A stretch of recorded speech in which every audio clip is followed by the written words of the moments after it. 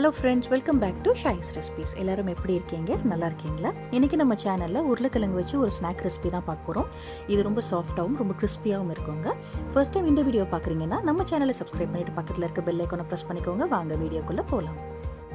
First step, 3 உருளைக்கிழங்கு எடுத்துக்கலாம். அதை ப்ரெஷர் குக்கரில் போட்டு ஒரு 2 விசில் வேக வச்சதுக்கப்புறமா தோலை உரிச்சிட்டு எடுத்து வச்சுக்கோங்க. அதை ஒரு மேஷர் வச்சு நல்லா கட்டி இல்லாமல் நல்லா இதை மேஷ் பண்ணி விட்டுக்கோங்க. மேஷ் பண்ணதுக்கப்புறமா அதை நல்லா பிசைஞ்சு விட்டுக்கோங்க. நல்லா சாஃப்டாக வர வரைக்கும் நல்லா பிசைஞ்சிக்கலாம். உருளைக்கிழங்கு நல்லா சாஃப்டாக பிசைஞ்சதுக்கப்புறமா ஒரு பெரிய வெங்காயம் அதை நல்லா பொடியாக கட் பண்ணி சேர்த்துக்கலாம். அதுக்கப்புறம் கொஞ்சமாக மல்லித்தலையும் 2 கொத்து கருவேப்பிலை அதையும் நல்லா பொடியாக கட் பண்ணி இதோட சேர்த்துக்கலாங்க. அடுத்ததாக ஒரு 1/2 டீஸ்பூனுக்கு கரம் மசாலா சேர்த்துக்கலாங்க. அதுக்கு அடுத்ததாக உங்கள் காரத்துக்கு ஏற்ற மாதிரி மிளகாய் தூள் சேர்த்துக்கலாம். காரம் நீங்கள் ஜாஸ்தியாக சாப்பிடுவீங்கன்னா 2 பச்சை மிளகாவை பொடியாக கட் பண்ணி இதோட சேர்த்துக்கோங்க. அதுக்கப்புறமா 1 டீஸ்பூன் அளவுக்கு பிரெட் க்ரம்ஸ் சேர்த்துக்குவோம். அடுத்ததாக கொஞ்சமாக மிளகு தூள் சேர்த்துக்கலாம். ஃப்ளேவர் ரொம்ப நல்லா இருக்குங்க. அப்புறமா இந்த ரெசிபிக்கு தேவையான அளவு உப்பு சேர்த்துக்கோங்க. நல்ல ஃப்ளேவர்ஃபுல்லாக இருக்கணுங்கிறதுக்காக 1 டீஸ்பூன் அளவுக்கு மல்லித்தூள் சேர்த்துக்கோங்க. இது சாப்பிட்றப்ப ரொம்ப நல்லா ஸ்பைசஸ் எல்லாம் சேர்க்கறதுனால ரொம்ப சூப்பராக இருக்குங்க. இது எல்லாத்தையும் சேர்த்துட்டு நல்லா கலந்து விட்டுருங்க.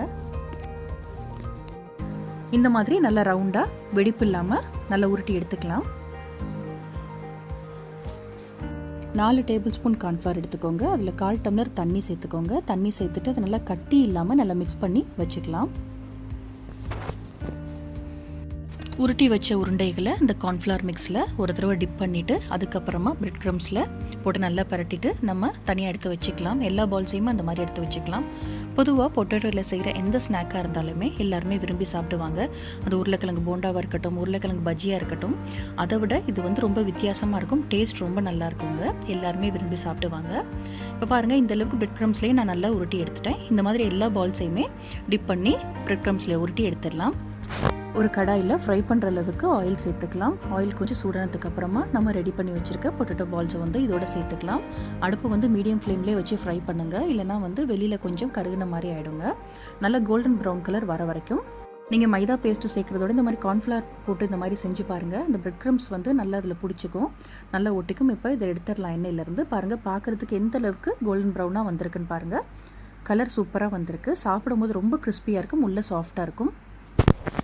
சூப்பரான கிறிஸ்பியான உள்ள சாஃப்டான பொட்டேட்டோ பால்ஸ் நமக்கு ரெடி ஆகிடுச்சு. ஒரு டொமேட்டோ கெச்சப் வச்சு கொடுத்தீங்கன்னா குட்டீஸ்லேருந்து பெரியவங்க வரைக்கும் எல்லாருமே சாப்பிடுவாங்க. உருளைக்கிழங்கு சேர்த்துருக்கனால இது ஹெல்த்தியும் கூட. கண்டிப்பாக நீங்கள் வீட்டில் ட்ரை பண்ணி பாருங்கள். உங்களுக்கு இந்த ரெசிபி பிடிச்சிருந்துச்சுன்னா மறக்காமல் நம்ம சேனலை சப்ஸ்கிரைப் பண்ணுங்கள். தேங்க்ஸ் ஃபார் வாட்சிங்.